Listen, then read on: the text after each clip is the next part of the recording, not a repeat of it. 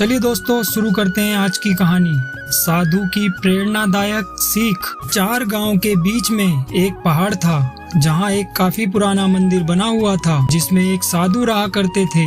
वो जब भी नाचते तो बारिश होती थी। अतः गांव में लोगों को जब भी बारिश की जरूरत होती थी तो वो लोग साधु के पास जाते और उनसे अनुरोध करते कि वो नाचें, और जब वो नाचने लगते तो बारिश जरूर होती थी। कुछ दिनों बाद 4 लड़के शहर से गांव में एक शादी में शामिल होने आए। जब उन्हें ये बात मालूम हुई कि साधु के नाचने से बारिश होती है तो उन्हें यकीन नहीं हुआ। घमंड में उन्होंने गांव वालों को चुनौती दे दी, हम भी नाचेंगे तो बारिश होगी, और अगर हमारे नाचने से नहीं हुई तो उस साधु के नाचने से भी नहीं होगी। फिर क्या था, अगले दिन सुबह सुबह गांव वाले उन लड़कों को लेकर साधु की कुटिया पर पहुँचे। साधु जी को सारी बात बताई गई। फिर पहले लड़कों ने नाचना शुरू किया।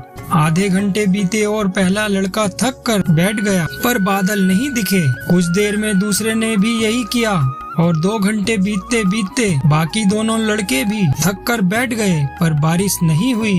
अब साधु जी की बारी थी। उन्होंने भगवान को प्रणाम किया और नाचना शुरू किया।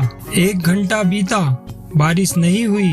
2 घंटे बीते, बारिश नहीं हुई, पर साधु तो रुकने का नाम ही नहीं ले रहे थे।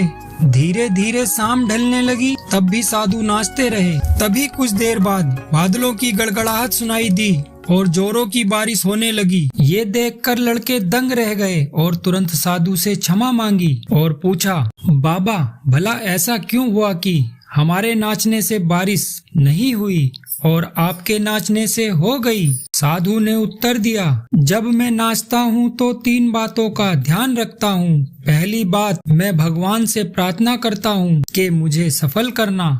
दूसरी बात, मैं ये सोचता हूँ कि अगर मैं नाचूंगा तो बारिश को होना ही पड़ेगा। और तीसरी ये कि मैं तब तक नाचूंगा जब तक कि बारिश ना हो जाए। दोस्तों, सफलता पाने वालों में यही गुण विद्यमान होता है, भगवान में आस्था, और वो जिस चीज को करते हैं उसमें उन्हें सफल होने का पूरा यकीन होता है, और वो तब तक उस चीज को करते हैं जब तक कि उसमें सफल ना हो जाएं। इसलिए यदि हमें सफलता हासिल करनी है तो उस साधु की दी हुई सीख को अपने जीवन में गांठ मारकर अपना लेना चाहिए, यानी कि इस तरह ही अपने लक्ष्य को प्राप्त करना होगा। ये प्रेरणादायक कहानी कैसी लगी दोस्तों, कमेंट में जरूर बताना। और हाँ दोस्तों, लाइक करना मत भूलना। जय श्री राम।